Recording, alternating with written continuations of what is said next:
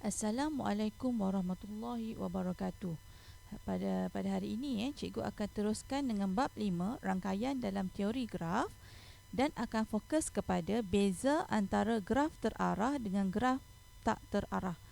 Kita lihat pada maksud graf terarah iaitu graf dengan keadaan tepi yang mengaitkan dua bucu, ditanda dengan arah kaitan. Maknanya kata bucu tu kalau kita sambungkan tepi ni ada anak panah tu kita panggil sebagai graf terarah.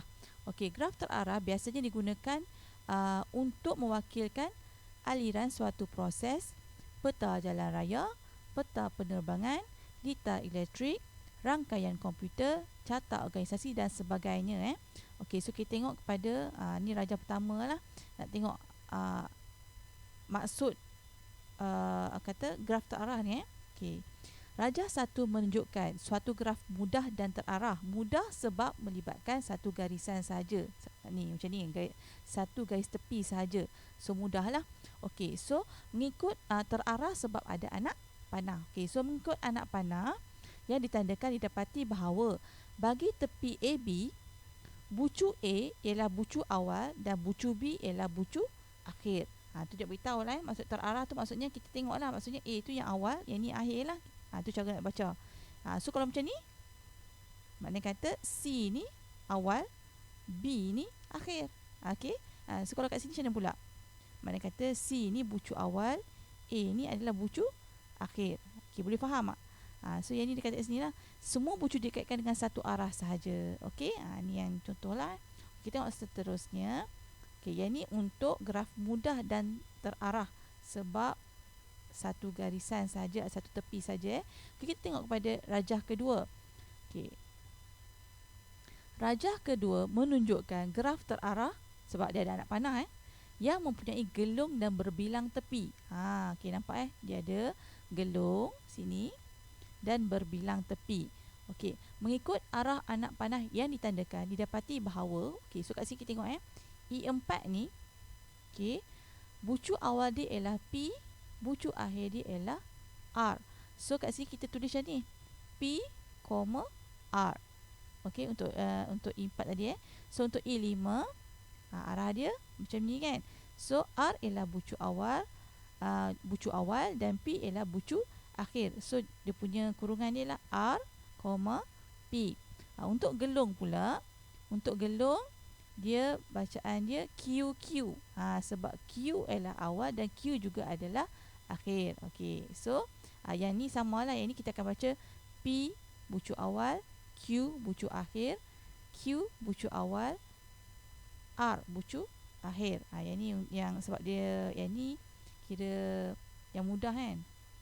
Okey. Okey. So tengok seterusnya. Okey. Graf tak terarah ialah graf mudah atau graf yang mempunyai gelung dan berbilang tepi yang dilukis tanpa penandaan arah pada tepi yang mengaitkan dua bucu. So yang tadi ni, macam saya kata tadi, bila ada anak panah, kita panggil sebagai graf terarah. Kalau tak ada, maknanya dia graf tak terarah. Okey, so tengok contoh di bawah Okey, so beza antara graf terarah dengan graf tak terarah. Okey. Alright. So kat sini dia kata ini graf mudah lah sebab dia tidak melibatkan gelung tepi dan juga tidak melibatkan berbilang tepi dan juga gelung So kita yang ni sebab satu garisan saja, so graf mudah. Yang ni tak kita kata graf tak terarah sebab tak ada anak panah. Okey, yang bawah ni kita pakai sebagai graf terarah sebab ada anak panah. Okey, apa perbezaan dia? Okey, kita tengok pada sini Okey, yang ni sama. Bucu dia sama sebab melibatkan bucu yang sama. So nilai dia kita akan tulis je lah. Bucu dia ada kalau kata A, B, C, D. So senarai dia A, B, C, D. Jangan lupa kurungan kerinting. Okey, sama di bawah pun sama. Okey, perbezaan dia di sini. Okey. Alright, kita tengok sini Okey, kalau kat sini dia kata kita akan ambil AB lah. AB, AC, BC, CD. Itu sudah kita biasa kita buat lah kan. Alright. So kalau kat sini nampak tak? Yang ni kita tak boleh buat macam ni sebab yang ni ada anak panah. So kita akan baca berdasarkan anak panah. Yang ni BA sebab anak panah. So kita bacakan B dulu baru A.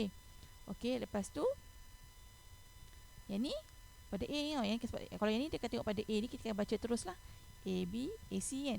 Yang ni kita tengok pada A juga, tapi kita kena baca B dulu sebab dia terarah. So B A, so tengok sini lagi, C A, nampak? Kat sini Okey, lepas A B.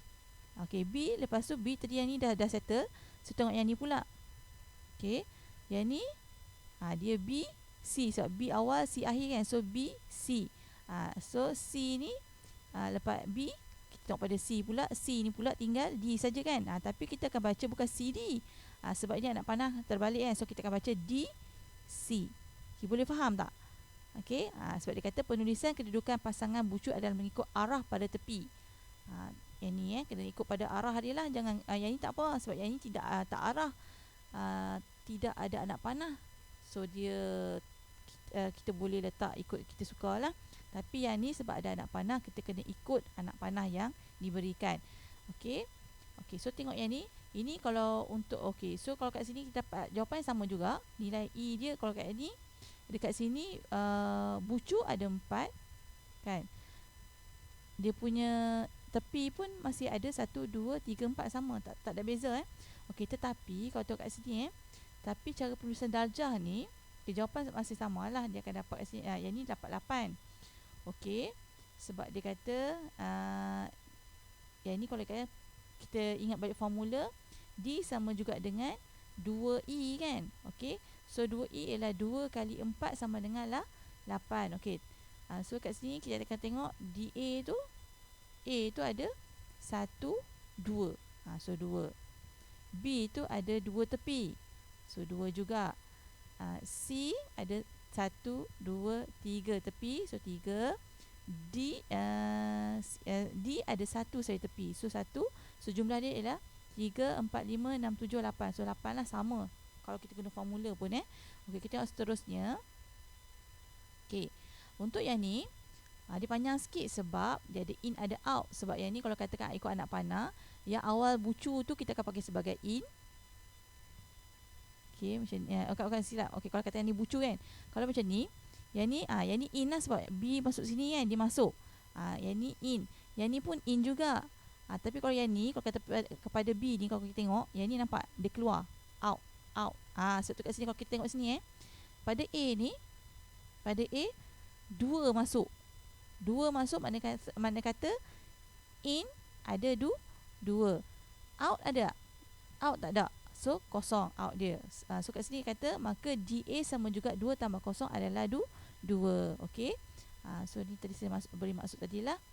Okey, so kita tengok pada B. Kita tengok B B 2 keluar. So kat sini in kosong lah sebab tak masuk. Dia ada keluar saja, iaitu keluar dia ada 2. So di out B ada 2. Kita tengok pada C pula. Okey, C 1 2 masuk, 1 keluar. So kat sini in ada 2, out ada 1. Kita tengok pada D pula. D ada 1 je kat sini iaitu keluar. So kat sini in kosong, out 1. So jumlah dia kita akan tengoklah. A tadi ada 2, 3 4, okey, 5 6 7 8. So jumlah 8 sama juga, masih sama. Jawapan dia darjah adalah 2E, iaitu 2 kali 4 sama dengan 8. Cuma cara penulisan darjah ni lain sikit lah cara pengiraan dia Alright, kita tengok seterusnya. Yang ni kalau melibatkan graf mudah, maksudnya dia satu tepi sajalah. Okey, sekiranya graf mempunyai gelung dan berbilang tepi. Okey, tengok sini. Okey, so kalau kat sini kita tengok graf tak terarah sebab tak ada anak panah So kita akan baca kat sini bucu dulu lah. Bucu kita akan ambil P, Q, R, S, T. Letaklah sama macam kat bawah pun, tak ada beza, sama.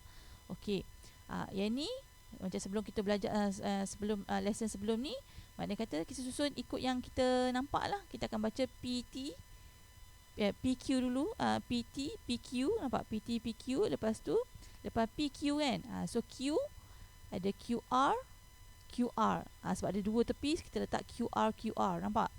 Okey, lepas tu ada QS. Kan? Okey. So lepas S ni kita patah balik belakang sebab benda sekali je kita baca S ni. Ini dah tadi dah baca dah PQ, so kita tak ada QP, tak ada lah. Kita ambil QR, so sama pada QS. S ni S tak ada lagi SQ sebab kita dah tadi QS kan. So kita teruskan dengan ST. Okey, dan juga kat sini gelung ialah TT. Okey, so jumlah dia kita tengok kat sini. Okey. Sini ada 1 2 3 4 5 6 7. 7 kalau kata darjah kita akan dapat 7 kali 2 adalah 14. So jawapan dia 14, tapi kita tengok macam mana dia dapat kat sini Okey, DP. Berapa tepi yang ada? So 2. Okey, pada Q ada berapa tepi? 1 2 3 4. So 4. Okey, pada R ada 1 2. So 2. Pada S ada 2 juga. Dan pada T, okey, 1 2. Nampak tak kat sini? Kita nampak je 1 kan? Kenapa jadi 4? Okey, so sebenarnya okey, kita tengok sini. Dia ada bagi tips kat sini Bilangan darjah setiap gelung ialah 2. Iaitu maksud kalau kita nampak gelung tu kita akan nampak 2 iaitu pusingan ikut arah jam dan pusingan mengikut arah lawan jam. Okey, so kita patah balik tadi.